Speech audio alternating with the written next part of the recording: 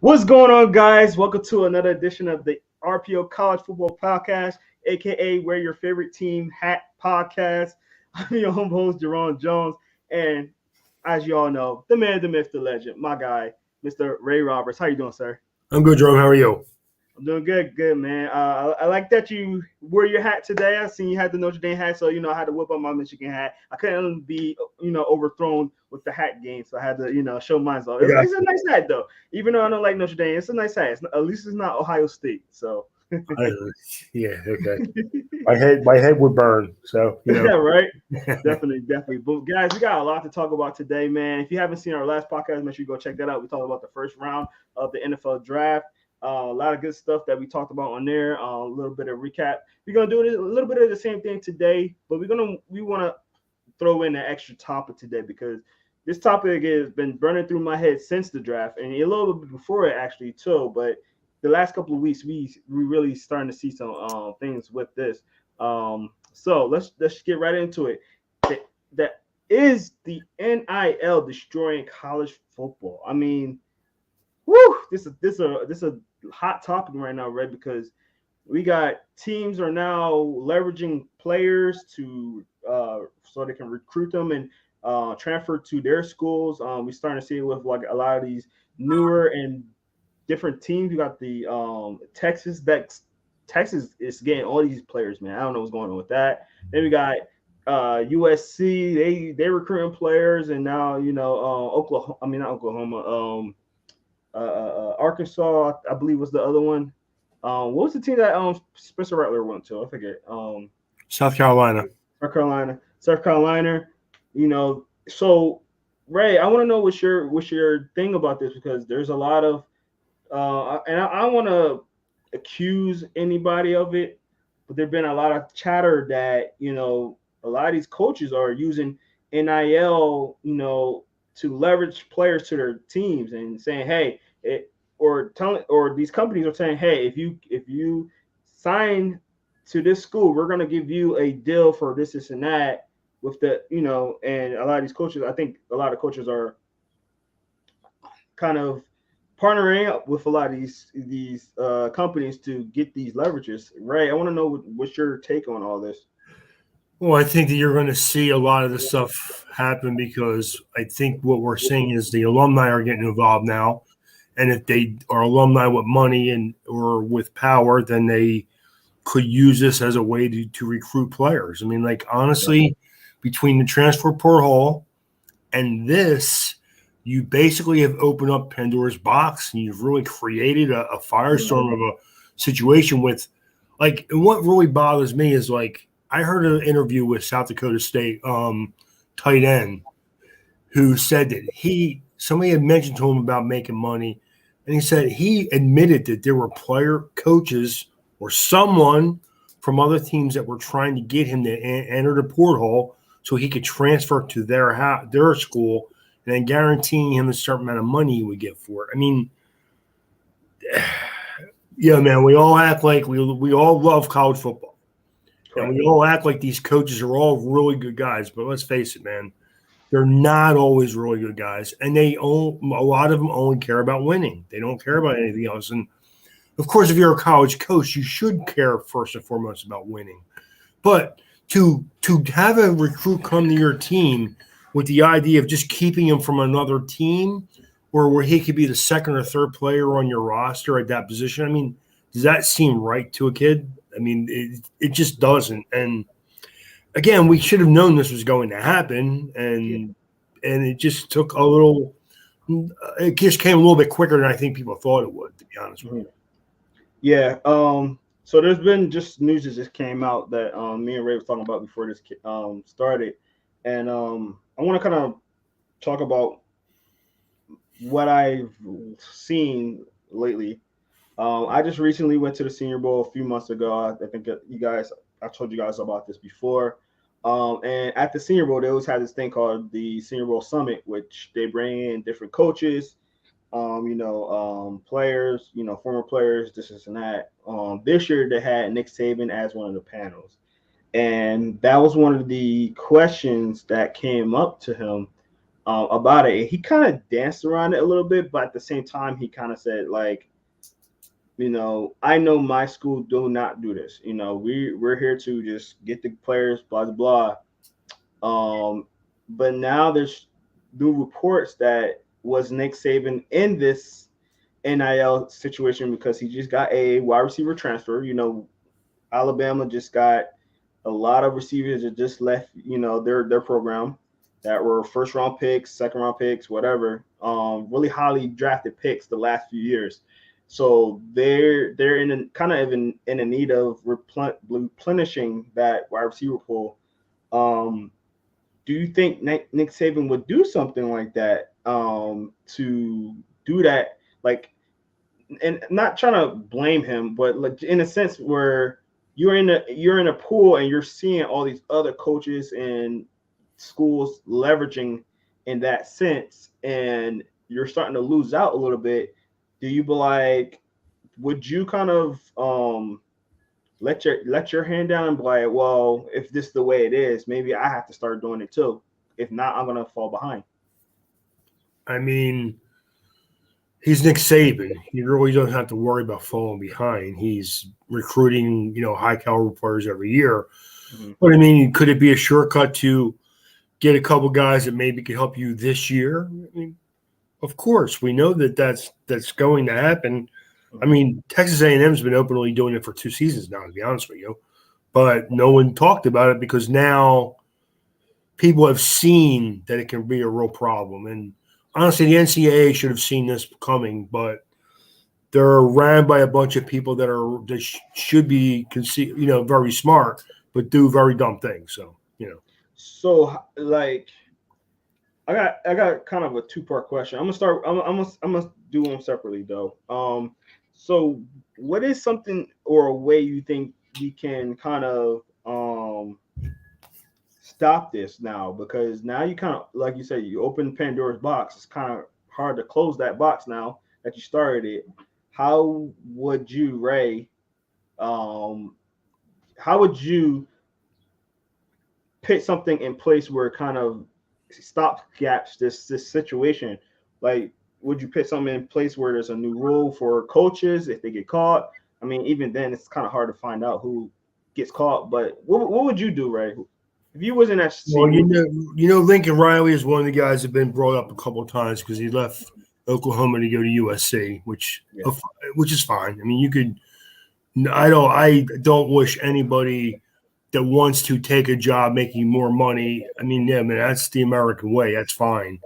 But what I think they should do is if you're Lincoln Riley and you leave a team or a school and go to another school, they should not allow players to follow you there. Mm. There should be a rule against that. Mm. Especially if you choose to leave the school, if you get fired, maybe it's not that big a deal. Or if you're a coordinator that leaves and goes for another job to advance your position. But if you right away, I would say, make it so that if a guy leaves for another job, he can't take players from that team. And if they do, that's fine, but they have to sit out a year. Yeah. Then if they're doing it, it's because they really want to go and play for that team, which is fine. But we're making it kind of easy now, where kids don't want to. I think sometimes they just leave the school because they don't want to compete anymore.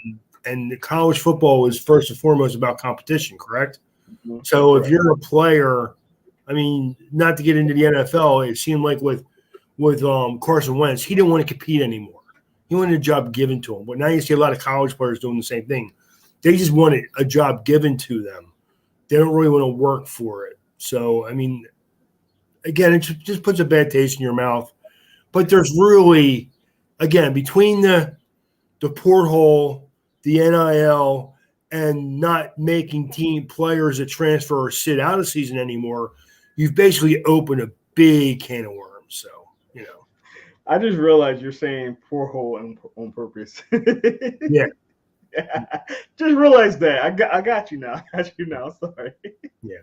I was like, why are you saying me like that? I just don't understand how they didn't see this was going to be a problem. I mean, we've made it way too easy for for one, you got to remember we're still talking about, yes, they're adults. They're all mostly over 18, but they're young adults, man. And people need to realize, what were you thinking when you were 18 years old?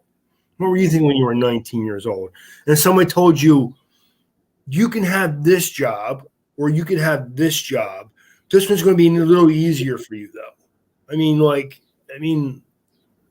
it's not that difficult. This is going to be easier for you and a lot of money. Right. And you're going to get paid. Yeah. So, I mean, it's scary because this is a thing that I'm worried about with this. It's two things. And let me get to our next part, and then I'll talk about what worries me. And I'm asked this question: how do you feel like this is going to affect college football in the next 10 years?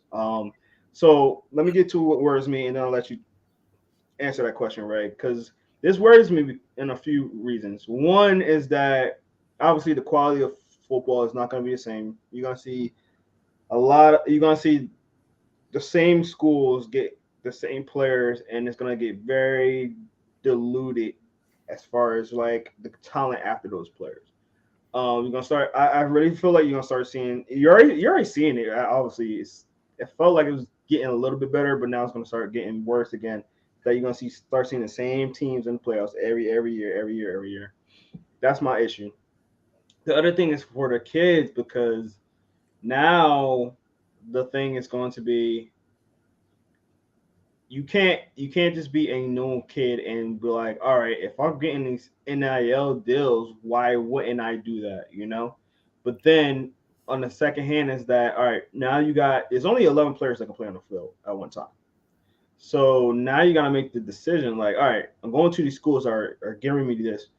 Will this be the best fit for me as far as going to the draft now, because I got my money, but I'm not playing much. You see it. You already see what COVID already did to a lot of these players that got undrafted. That was supposed to be first round picks. I mean, we see Cole Strange got undrafted, and a lot of that is because of class. A lot of it also is because of COVID, and a lot of those players. It was a lot of good players this year because of COVID. Now you're introducing NILs where players are not going to get as much looks because they're going to these teams that are guaranteeing the NILs, or these teams are going to be stacked. I want to know what you think about the next 10 years, and do you feel like that's going to be the situation that I just presented as far as the quality of NFL players? I think that it will affect it. I think that you'll see guys that maybe again are a second and third team on their own team that probably if they went to a different school, they're starting. I mean, you're not going to have a good evaluation of these guys, and then we're going to see honestly where it could affect the NFL draft is now you've had a guy that played, maybe he was third string on Alabama, but maybe he's a really talented player, but you don't know that because he didn't play much at Alabama. Now he's going to go to the combine and he's going to blow everything out of the water, but you're not going to have any game film to evaluate him on. So what are you doing with that player? Mm-hmm. I mean, take it one step worse than that. We've already seen where guys will come into the NFL and they'll sign a nice one paycheck and then you never hear from them again because they've stopped working for it. Mm-hmm. So now they can make enough money in college not to have to work for it, right? Yeah. I mean, man, you're really I get that too. I mean, and I love college football and football in general, but this is not helping. It's not. No. I don't care what anybody says. We've talked about players getting paid for years, Jerome. You know that. We brought this all the way back to our first year of doing this show about guys getting paid, and I always was they're getting a tuition, they're getting their diploma. That is enough payment to me. But I understand that, I don't mind giving money to the kids if the colleges are making money off of their likeness and or their name. I understand. But now it's just a combination of that, the transfer thing where you don't have to sit out a season anymore, and the fact that you have kids getting paid again. I mean, it's just you have created a really tough situation. And here's the bottom line, though. That still doesn't make any excuses for these coaches that are trying to recruit these kids to leave other schools to go to their school. That should flat out be against the rules. But again, we already know the NCAA don't have the wherewithal or the guts to go to a coach and I would go to Tucker Kraft and say, Tucker, who are some of the teams that were trying to recruit you? And I would find them and suspend their coaches for the season. Mm-hmm. And that would stop it forever. But of course, we're talking about the NCAA, where they're like lawyers now, and all they care about is money and how I can make more. So yeah. So I'm gonna make 2 quick points. I'm gonna let you finish up on what I'm gonna say here. One of the things that worry me is that we already got this transfer portal. Kids are leaving these schools, and that's before the NIL actually came into full fruition. The transfer portal was going, all right, I don't like my team, I'm just going to get up and transfer. Or I don't like how playing time I'm getting, going to get up and transfer. I have a feeling that after these kids transfer and they get in these NIL deals, that they're not going to want to transfer out because they're going to lose out on their NIL deals. And what if you transfer, you don't like the school, and you're not getting playing time, but, I got an NIL deal?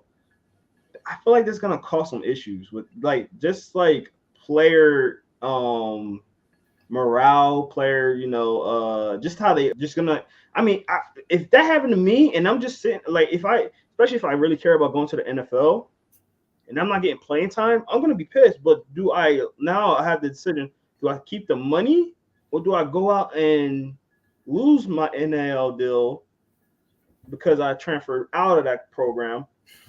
And how would that work? That's my first point. So if you want to interject on that part, go ahead.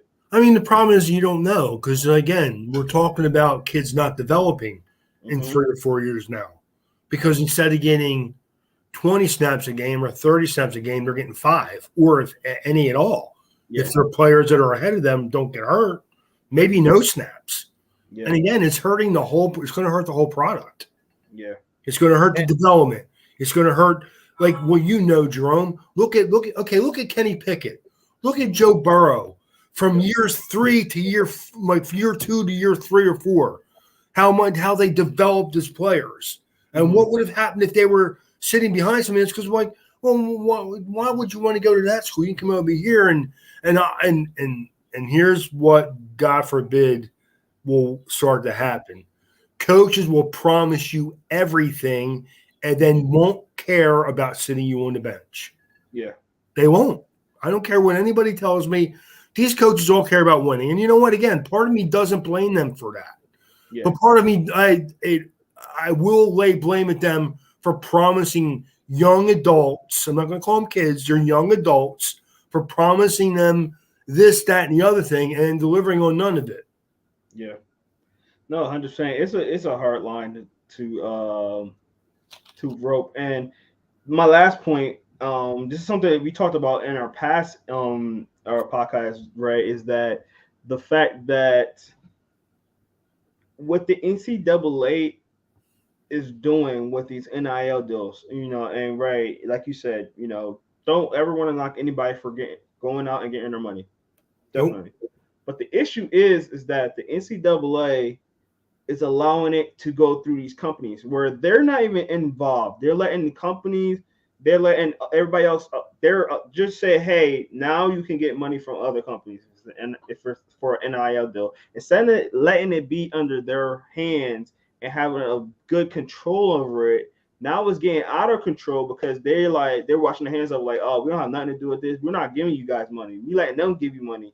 Let them handle that and let them deal with that. And when you're doing that, you got different variations of how companies react and how different companies do this and that, as opposed of all right, us as the NCAA is going to deal out all NILs, no companies, and we're going to have it this exact way. And then you have everybody under one umbrella. But now that the NCAA is like, all right, we're gonna allow you to have these NILs, but we have nothing to do with that. That's not us. So now you're having all these different variations of how the NIL deals are getting done. Now that's how where these teams are starting to get involved in it. These alumni are starting to get involved in it, and they're using it as a recruiting tool.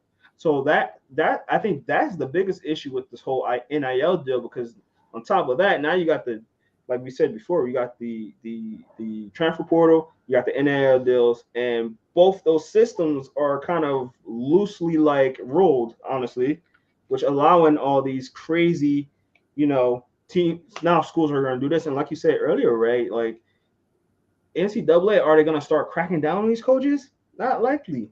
So now you got all this. Now you're about to start having a lot of chaos in my eyes, where it's just a lot going down and no rules or like no set like way of doing things. You want to close out on that, Ray? You can't. The problem is you can't dictate to the alumni what they're going to do with their money.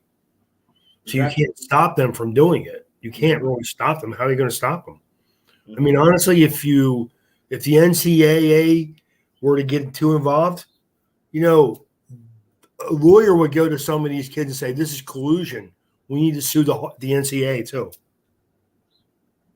And that's why I think it's crazy, because I just think that's why the NCAA was like, we don't want to deal with it. Y'all can have your money, whatever. But that's why, because they can let it happen and just wash their hands of all the crooked stuff that's going on along with it. Mm-hmm. But I mean, man, we all know that the NCAA only cares about making money. We're not dumb. We see it. We see the TV revenue. We see the endorsements, the stuff that you buy. I mean, I'm as guilty as anybody. I'll do anything to watch college football every Saturday. I'll watch it as much as they put on TV. Yeah. I buy the merchandise. I go to the games. I do all of it. I'm not going to sit here and act like it bothers me. Like we're lucky, because I know neither one of us have won a national title in a little while. It's been a lot longer for me than you, but we love our teams and we'll do anything to support them. Well, what's wrong with the alumni doing the same thing? Mm-hmm. So if you try to fight that, you're going to open up another box that you don't want to open up with lawyers, man. It's just crazy, because it's just like there's no real layer to the story. And like I hear what you're saying with the fans and stuff like that, but like fans are not over here giving these players like money to be on their teams, No, but the alumni who basically are just rich fans are. Yeah. It's hard. It's hard to talk about this, Brett, because it's just. I mean, Stephen Ross has a branch at Michigan Stadium dedicated to him. The guy he could burn $100 bills. He don't care. Yeah. He's going to throw as much money as Michigan as he can because he wants you guys to win. And technically, there's nothing wrong with that, as long as you're not promising young adults things and not delivering it. I don't, that's where I draw the line. And honestly, when they stop the whole year of sitting out a season, when you transfer, open up open up everything else. There's nothing wrong individually with these rules except for that one. If you want to transfer to another school, that's fine. You always wanted to go to this school. Maybe you played at Western Kentucky or Western Michigan, and you always wanted to go to Michigan or Michigan State. That's fine, but you should have to sit out a year. And I totally agree with you, right? Because that was kind of my point when I was saying that, like, there's no structure behind it, because now, like you said, there's no repercussions to anything that's going on at this moment. And that's what I mean. Like, there needs to be some kind of repercussions behind not only the transfer portal, but the NIL deals too. Because like now you're going to just allow anything. Like, it's just going to get crazy, right? And before you will see like before you would see a transfer portal, it was very rare that you see a transfer portal where a player from, let's say, Duke goes to Alabama. It's usually like an Alabama player that's deep on their roster. They transfer out and go to a lower school and then become the guy that they think they should be. Now you're starting to see, or like someone on equal planes, kind of like Jameson Williams, where it goes from Ohio State to Alabama. Okay, that makes sense. Same kind of feel. But now you're seeing kids from lower schools, like a dude going to Alabama, or you get what I'm saying? And that's like, I think that's the part where it's like no repercussions for that, because it's like I would love to know who Tucker Kraft was recruited or tried to be recruited by. I would just love to know that. Because honestly, again, if the NCAA wanted to go to him and say, "Yo, Tucker, we need to know this information because we need to get rid of this problem," and if of course, he probably doesn't want to do it, but yo, Tucker, I hate to say this, buddy, if you don't tell us, you're suspended this year. You can't play. I mean, I know but at the same time, that's pretty hard. Or these NIL deals saying, "Hey, sign this dotted line. If you say anything, you're gonna lose your NIL." Yeah, but that's it. I mean, and I'll give this kid a lot of credit. He didn't bite, which means he was dedicated to his team, and I love that part of it. But again, if you really want to do something about it, find out who the teams were, go to the coaches, to the OCs, and say, "Yo, or at the AD and say, yo, we were told this by, don't even have to say who it was. We were told that your coach offered a player in another school an NIL deal to come to his school. That's strike one, dude. He's suspended for the first half of the season without pay, period. And if it happens again, we'll suspend your whole college program for a season and then see how you like that. And believe me, Jerome, that will stop it like that. Yeah. But does the NCAA ever do anything like that? No, except make money. They do that like that. But that's about it. Yeah, I mean, I was about to interject, but Ray, we can be talking about this in the entire podcast. Literally our entire podcast. We're not going to do that to you guys. But I just wanted to, put that out there because it is a big topic. We're probably going to have another topic on this sometime soon in the near future with LaMarcus. He's a big on NCAA as well, so he's gonna be he probably want to put his say into this. But hey guys, if you have any questions or comments or anything like that, put that in the comment section and let us know. We are live also too, so you can have live comments and stuff like that, and we'll discuss that. But what do you guys think about the NIL destroying college football? Do you think is going to ruin us? Is it going to make it worse in the next couple of years? Tell us your ideas. Tell us what you thought in the comment section down below, and we'll definitely get to that. All right, let's get to so a little bit more lighthearted stuff. The NFL draft. So the NFL draft is two weeks from today, and we're going to talk about round 2 reactions and round 3 reactions, all day 2 situations. Ray, this was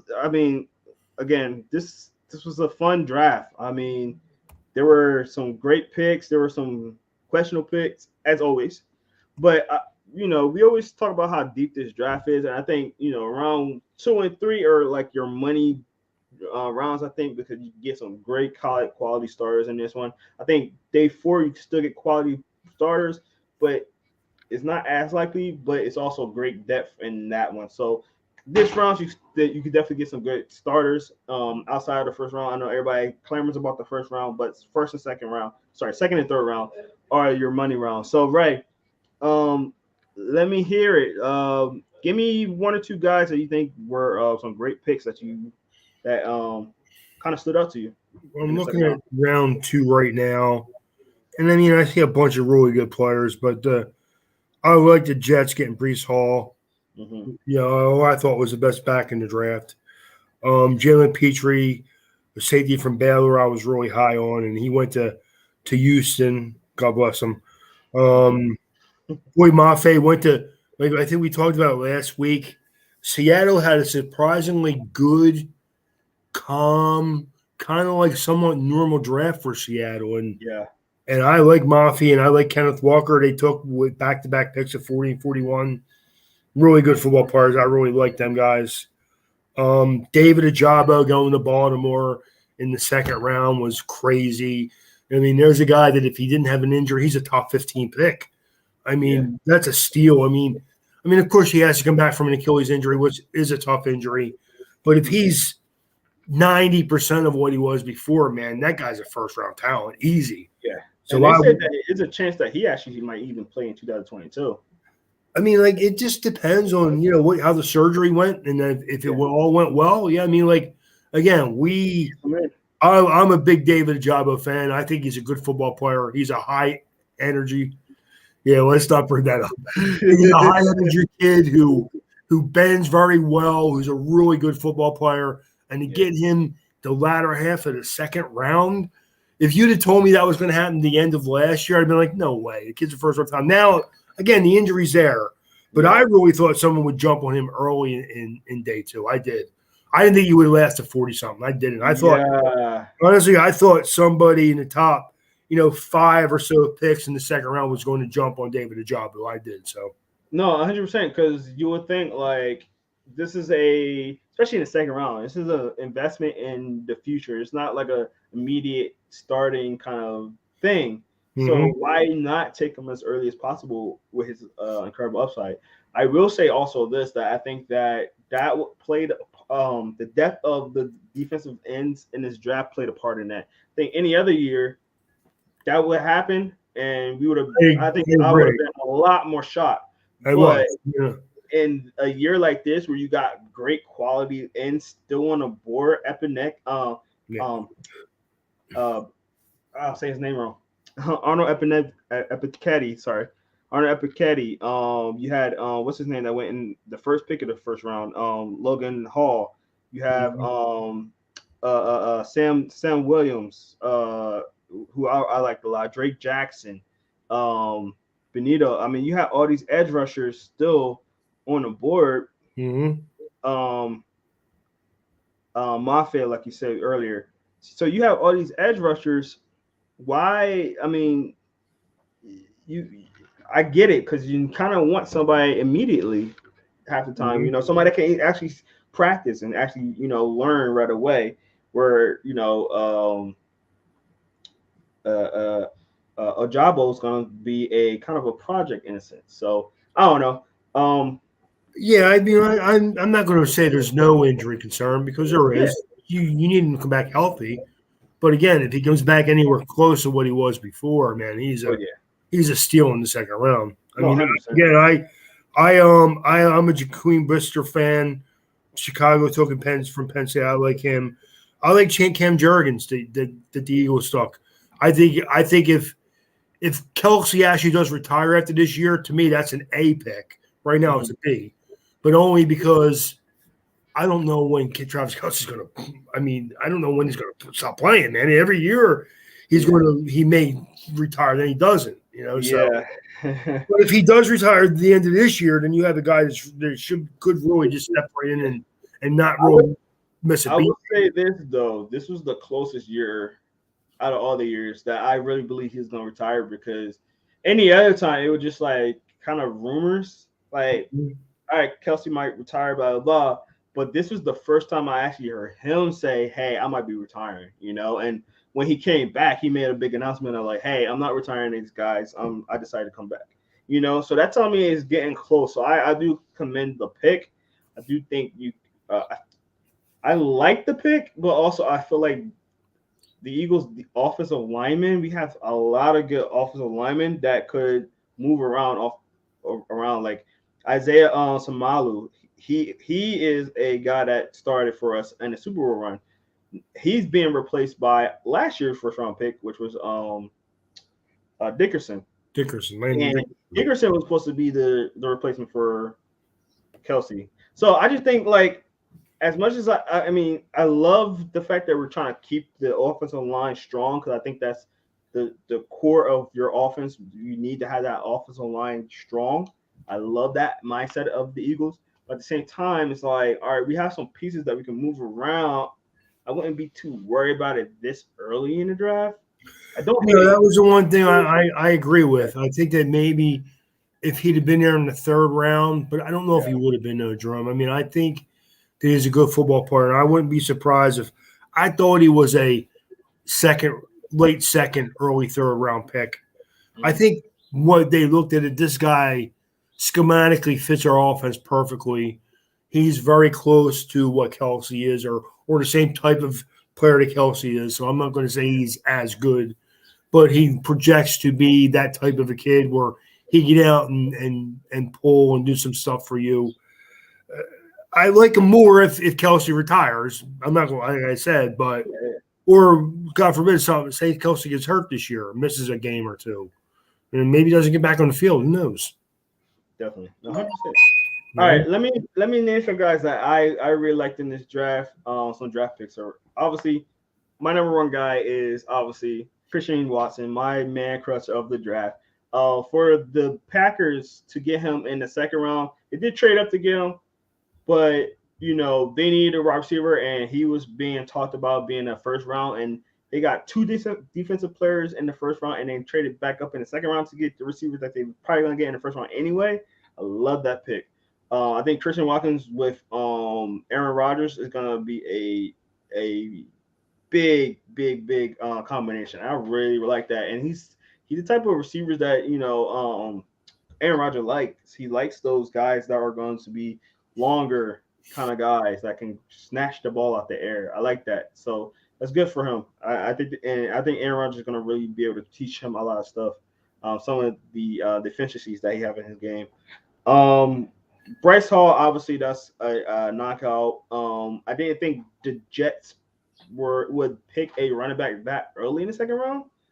But I don't hate him for it. I think that's going to be a great combination. But I love Kenneth Walker to the Seattle Seahawks. I mean, that seems like a Seattle Seahawks type of player. I mean, they've been looking for the guy forever. I just think that their backfield is a little crowded right now.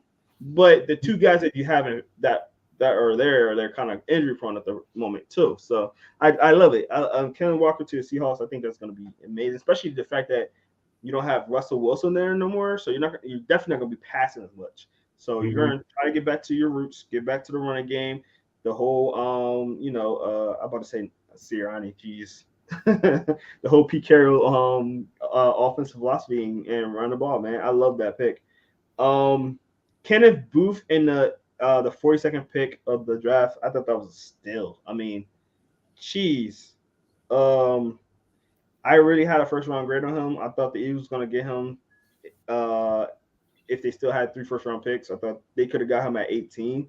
And he went in the 4th round, the 42nd pick. So I love that pick. Obviously, the Ojabo pick. I'm not going to get into that. We just talked about that a lot. Brisker to the Bears. I mean, that felt like a Bears type of pick right there too. I love that pick for them, sure. So Ray, let's kind of get into some picks that were kind of questionable in your sense. Any questions? I mean, honestly, it's funny. I like the Cam Jurgens pick, but like you said, it may have been a little earlier for a guy who's just going to be a replacement for this year. I maybe could have went and drafted a receiver there, or maybe something like that. But again, I like the pick, but I like it better if he were going to play this year. What's that? A corner. Yes, I would have maybe drafted a corner there. I mean, I like John Mechie, but I wouldn't have taken him in the second round. Not with the injury, and he's an explosive player, but he doesn't have a huge upside. I think he's going to be a nice possession guy. Yeah. I didn't see him as maybe a second round pick. I would have liked him better in the third round. Yeah. Alontae Taylor, the cornerback from Tennessee, again, solid player. I thought was more like a third or maybe even a day 3 pick. I did. So, no, I agree. I'm not knocking any of these guys. I always look for value though, and I didn't see a value there, to be honest with you. They're really the only ones that stand out in the second round. Again, I like Ed Ingram, but I thought Ed Ingram was a little slower footed than I thought he was going to be in his 3 cone. Yeah, I thought he was more of a third, early 4th round player. I did so. Definitely. One of the picks that kind of puzzled me was Troy Anderson going to the Falcons in the second round. Although I like him, he's a very fast linebacker. He went to Montana State, and when you have other linebackers on the board still, and he was your first linebacker off, a little too rich for me. Another one was James Cook. I think you could have waited for James Cook. Don't get me wrong. I love that the Buffalo Bills got him. They needed another running back in that rotation, but I don't think he's a number one guy. So now you're definitely gonna have to be a running back by committee type of team. I think we're having James Cook, and I think you got him a little too early for that. I do like James Cook. Don't get me wrong. I just thought it was a little early. I think he was. I always thought he was like a fourth round. Just how the running backs are these days. You know what I mean? Back in the days, he would have been. I think he would have been a perfect second round pick, but being that the way that the NFL is, and you know the Buffalo Bills are going to try to pass the ball. You already know that. It's just how their offense is predicated. And don't get me wrong, James Cook is the perfect offense for that because he's gonna catch the ball. But I'm just thinking as a running back, you don't want to rely on. I don't know. I just think it's a little early for him there. I'm not gonna pick. I love the pick. I just think it's the placement of the pick. I did think James Cook was more of a third round player. I did. Yeah. I mean, maybe even early fourth.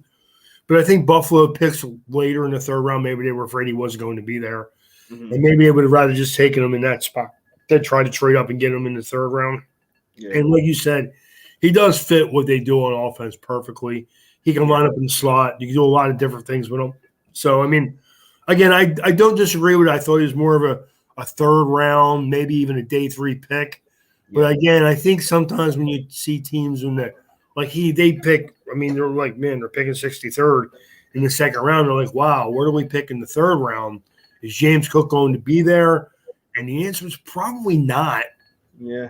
You know what I mean? So maybe they just, again, saw the opportunity and said, you know what, we could take him here and then not have to worry about moving up in the third round. Some other teams we think may want him. So I agree with you. And again, I do like the player, though. Mm-hmm. Definitely. All right, I understand that. And one more I just kind of want to point out, Tywan Thornton, the 50th pick in the draft. I mean, in a wide receiver deep draft, you pick the guy because of his speed. I mean, he was productive at Baylor, don't get me wrong, but I just think there was better receivers at that point, right? And I think you're smiling because you're about to say exactly about well, first of all, you're happy because of New England. I know that. But they took Todd Pinkston. I'm happy as heck, dude. I love it. I mean, I just love it, man. Like, again, he may even turn out to be a good player 3 years from now. He's not doing anything this year. Yeah. Nothing. Yeah. And Ray, we talked about this. What is he going to do against Miami with their corners? Mm-hmm. He'd be like the invisible man, dude. Like, it's gonna be fucking. Yeah, we talked about this. We talked about this last week. New England had a very weird draft. They were Seattle this year.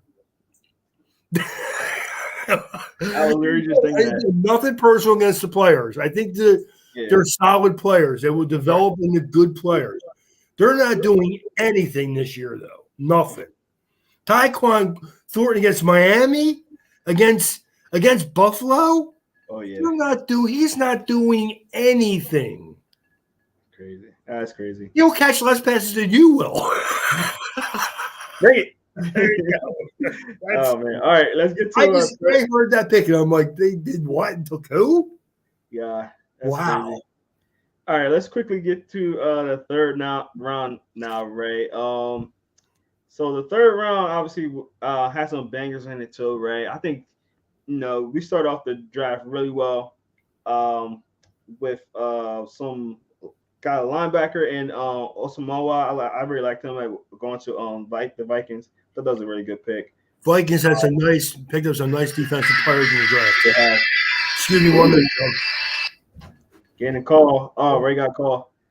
So Ray got an emergency call, so I'll hand it from here. But just Chad Muma, man, he was a guy I thought he was going to go in the second round, and he went in the third round. Very good player. Again, that's why I didn't like the Troy Anderson pick as much, because you still had Muma on the board. Really good linebacker. You still had Kobe Dean on the board, which we're gonna get into a little bit later. Let's talk about we got Jelani Woods, a guy that Ray really liked, went into third round. Desmond Ridder being the second quarterback off the board. Second, right? Yeah. It's not Malik Willis, Ridder. A guy where his name was kind of getting put out there a little bit in the first round by obviously draft media, but he wound up being the second quarterback, and it happens to be in the third round. Ray, I was just kind of picking out some picks that I thought were interesting. What are some interesting picks to you?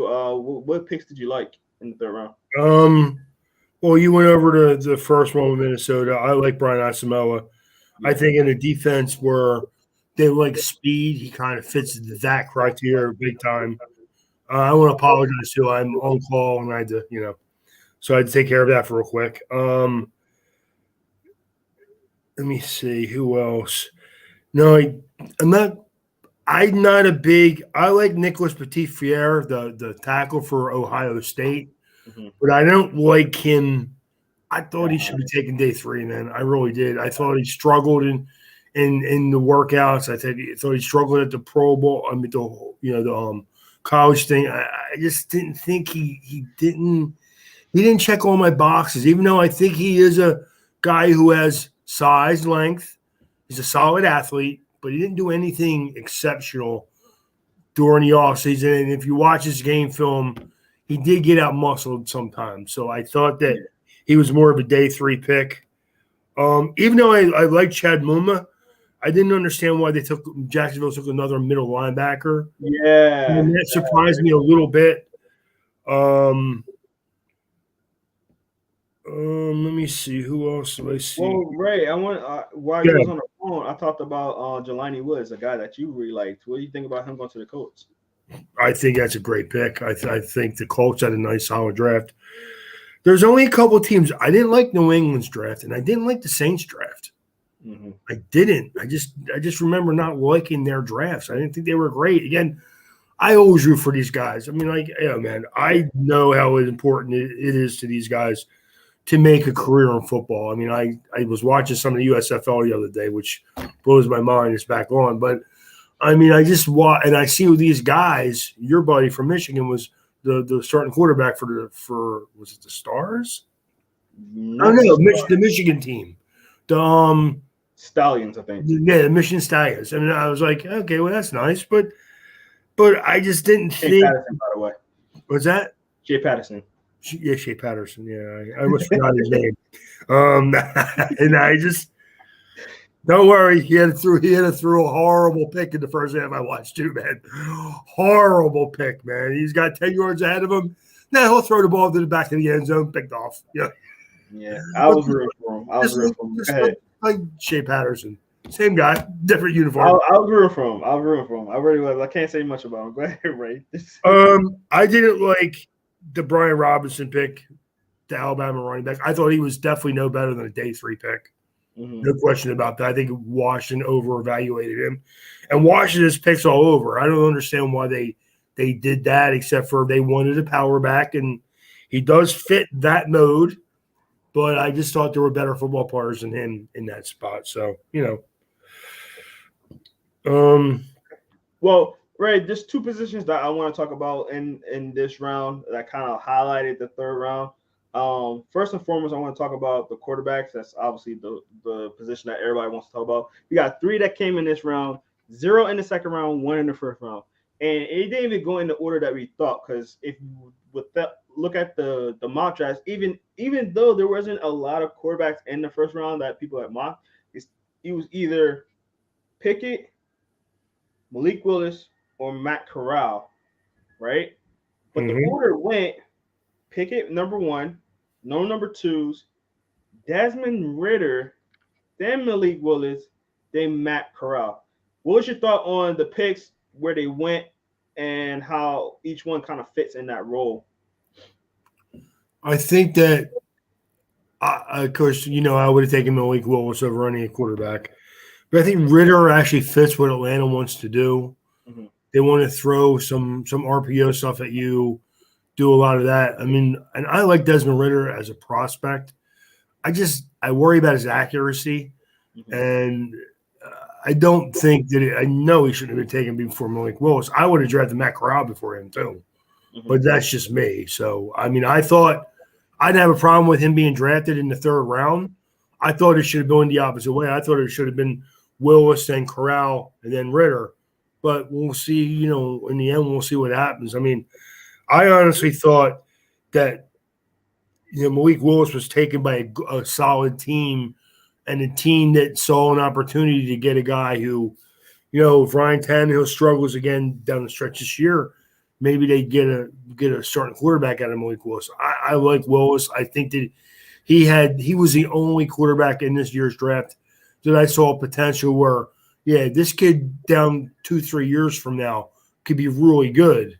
Now I know there's some quality, there's some worries about him, but there's worries about every quarterback in this draft. Oh yeah. So if you look at traits, he has traits, except for he's not super big. He has arm traits, strength. He has athletic traits to go for him.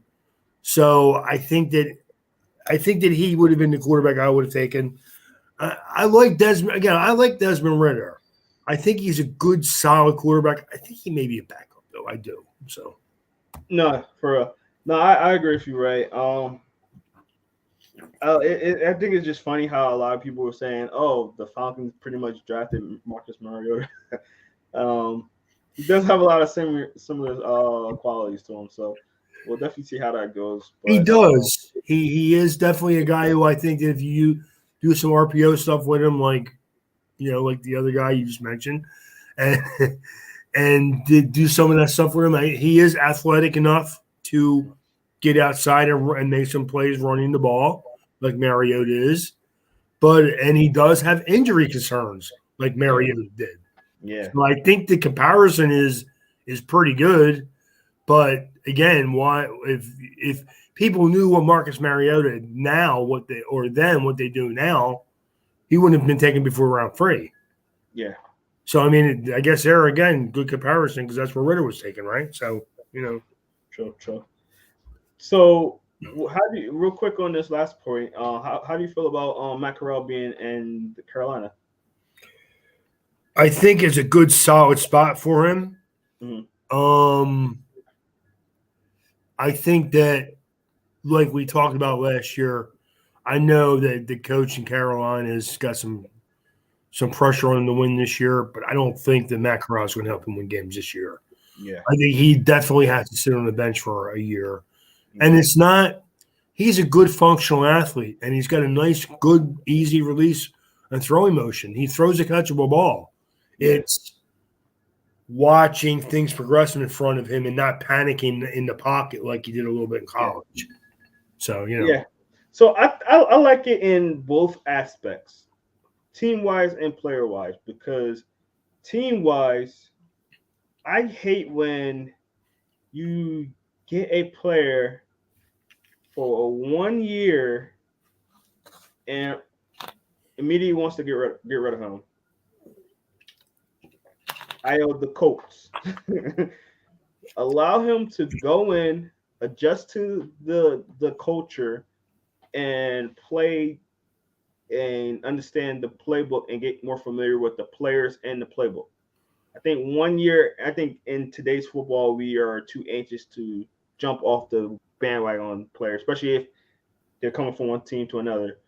Although Sam Darnold did not play well with the Jets either, but I think that giving him only 1 year and what you gave up for him, I think it's unfair and injustice to just straight up try to get rid of him unless you have a big player in play, like a Deshaun Watson, like some of the players that they were trying to go after, Russell Wilson.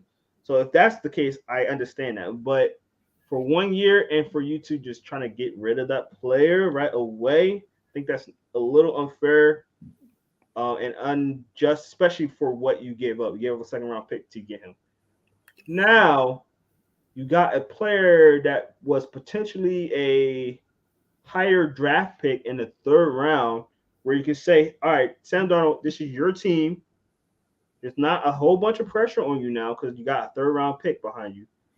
But also there's going to be some competition where you can kind of see where you go. And if it don't pan out with Sam and Corral don't play out that well either, you can be like, all right, we can still go out and get a first round pick because we're not putting that much money into this kid for the next year, rather. So I think it was smart organizationally and for the player because, Matt Corral can now don't have to be the starter. I always thought he needed to kind of redshirt a little bit, maybe not the entire season, but redshirt a little bit to kind of get it. I don't think he was a day one starter type of quarterback. So I think it works out for both sides, in my opinion. I agree with the fact that I think Corral does have to sit on the bench. The only problem is, I feel a lot more comfortable him learning from a veteran quarterback than a guy fighting to save his job. Yeah, I hear that. I mean, if Matt Ryan were the quarterback or someone like that, I'd be like, okay, well, yeah, he can sit here and learn how to play the quarterback position behind Matt Ryan, who's a pro. Mm-hmm. I mean, you look what you have in Sam Darnold, and I think Sam Darnold is a talented, athletic quarterback.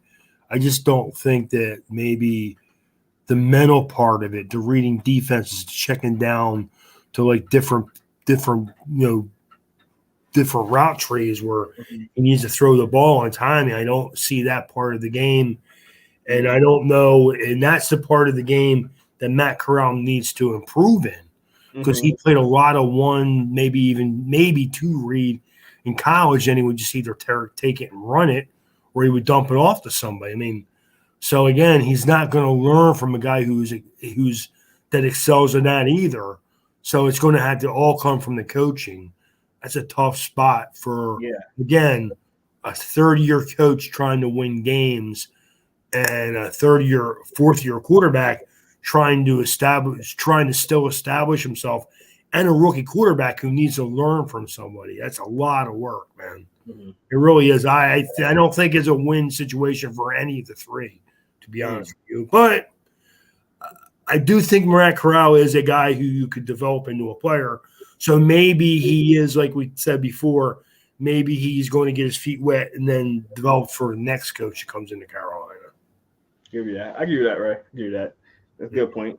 All right, now let's talk about the next position that I was going to talk about, and it's going to be linebackers because this third-round linebacker class, man, I think we got starters all across it. I mean, starting with the first one, obviously, Asamoah, you already talked about him going to the Vikings. Then we got Chad Mumo, who I think is a starter, Ray, but I do question him being a redeem. I mean, not Dean, Lloyd. Devin my Lloyd. guy, I love Lloyd. Lloyd's gonna start. Here's the question: are they going to play a 4-3 where both of those guys play together in the middle? If you do that, you are talking about 2 years from now, 3 years from now, having the best linebacker core in the league. But you need to put edge guys around them, and they do have one. So I'm not remembering who it is. Oh, Josh Allen. Love Josh Allen. He's my guy, man. What's that? The other one. Yeah, the other Josh Allen. Well, he's my guy, though, man. And I always said that you put him as an outside edge guy in a 3-4, he's a player there, man. But I don't know the other players on the roster. I don't know if that fits. I don't know for sure. Yeah, that's what I see. If you put Devin Lloyd and Muma both in the inside, or they can literally cause havoc. They both can get to the quarterback. They both can drop in coverage. They are really, like you said, this was the third round was the round to get yourself a linebacker for sure. Correct. And obviously, I'm going to talk about my team's pick too. Nakobe Dean. I mean, and the word was that he was dropping because of Christian Harris before him. I'm sorry, he got picked before him as well. To the Texans, which I like that a lot as well. But Nakobe Dean was a player that they were saying, because of medical, he might have to. There was reports actually during the draft saying he might have to redshirt. He's already practicing right now with the Eagles. They say, he's cleared to practice. He's good. And I thought, man, did we get a steal?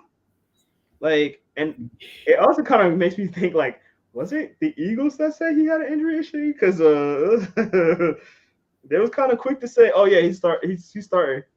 Oh yeah, he's gonna be out there. Don't worry about that. Yeah, man. If that's the case, then man, that's the smartest thing I've ever heard Ira Roseman do. To be honest with you, but I mean, Yeah, man. We all know how talented he is. There's no way I would have taken Kristen Harris before Nakobe Dean. There's just no way. I mean, I like Kristen Harris, but I think he's another one. I think that he's a scheme specific type guy who needs to play downhill, probably in a 3-4. But I mean, and I'm not trying again. I'm not saying he's not a good player. I think he is. I don't see a lot of vertical great movement out of him, though. I think he is a guy who needs to play downhill. And if you put him in anything but a 3-4, I don't know if he's going to be that good. And again, I would have never thought that Nakobe Dean was going to be drafted after him. I love that pick.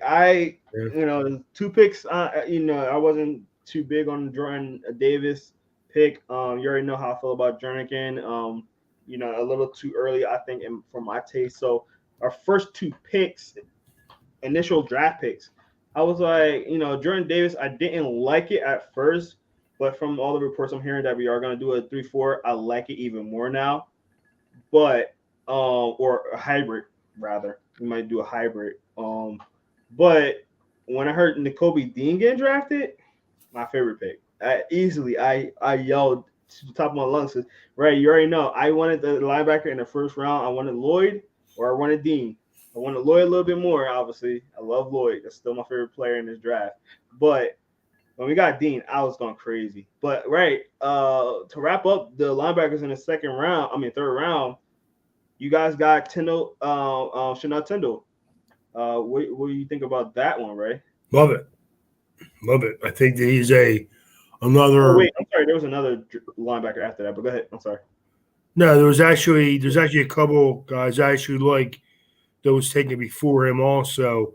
Terrell Bernard from Baylor.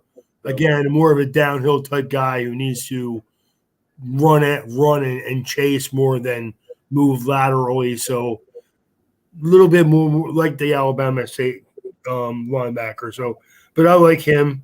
I like Channing Tindall when he was there, and I love Leo Chenal, who was taken by Kansas City to pick right after him. I would have been happy with either one of those guys, to be honest with you. Yeah, I like what I think the Chiefs had a underrated draft. They did. I think a lot of people don't talk about them enough. I don't think the people talking about their draft picks enough. But man, they got some great draft picks. They really did. They hit on defense this time, and that's what really surprised me. No, for real. I agree. So that's crazy. But that's gonna do it for us today, man. We had great conversations about the draft, obviously about the NIL situation, guys. So if you missed this, obviously go back on our YouTube channel and hit that like and subscribe button to see this and any of our podcasts, because we are talking about the draft. We did have the first round last week. We talk about day 2 today. Next week we will be talking about day 3 and free agency. Because I think there's a lot of great talent in the undrafted pool this year. And we're going to kind of talk about exactly why. I kind of alluded to it today, but we're going to talk about why I think that will happen. But if you want to see this or any future podcasts, go on our YouTube channel, InsideTheHashes.com, for our website. Go on our social media on Instagram, Facebook, or Twitter, Inside the Hashes, on Spotify at Inside Hashes, where we have a lot of our player interviews and things like that on there. So make sure you go check that out. A lot of players that we talked about today. We're on our radars, and we did get to interview a lot of those guys. So make sure you go check that out. Inside the Hashes, guys. That's gonna do it for us today. Ray, you got any closing words, sir? No. Looking forward to the season, of course, and hoping the Sixers win tonight. That's all. Go Sixers! Yeah, the season a little ways away, and this part of the year always kind of worried me a little bit because then we got NBA Finals about to start happening, and then as soon as NBA Finals happen, it just kind of dies. So but Inside the Hash, we doing some great stuff. We definitely doing a lot of high school players and doing that stuff. So if you want to check all that out, see who's going into college ranks the next year or 2 years, check us out. We're interviewing a lot of good players that are going to some great schools also. So make sure you check that out. Started watching game film on quarterbacks this week, Jerome. So for next year. Yeah, so Ray's already on it. Ray is already on it, man. I'm very curious to see how these drafts and mock drafts and too early mock drafts go, because I actually just re-looked at a couple of them, and a lot of them had like 4 or 5 quarterbacks that weren't even close to being first round picks. And yeah, one at the beginning of the season, I said this to some of the guys on Inside the Hatches, our co-workers behind the scenes. They were talking about this quarterback class is not the greatest. I'm like, and they worried about next year. I'm just like, hey, we don't know how this year gonna go either, because last year we had Cole Strange going in the first round. I mean, not Cole Strange. Uh, uh, the Carson Strong. I'm sorry, yeah. Carson Strong. We had him going in the first round. We had Howell being the first quarterback off the board, actually going first overall. We had, some people did have Malik Willis going the first round. He went the third round. So we never know how this is gonna go, man. We never know. I mean, it's great to speculate and say this is not, but we never know how this is gonna go. So we'll see, man. It's gonna be a fun. As always, we are talking about these NIL deals and how it might be destroying college football. But at the end of the day, we all love football. We can't wait till the season starts, and we look forward to it. So obviously, with my Michigan, very interesting how we're gonna do after having a great year and losing a lot of key pieces. Notre Dame, I'm curious to see how they do. They got a young, promising quarterback, I think, that's gonna do some good stuff. So we'll definitely see. So, Yeah, looking forward to it. yes, sir. Yes, sir. So that's going to do it for us today. I'm Jerome Jones. That is Ray Roberts. Thank you guys so much for checking us out. We see you next week. Have a safe one. Be blessed. And do your thing.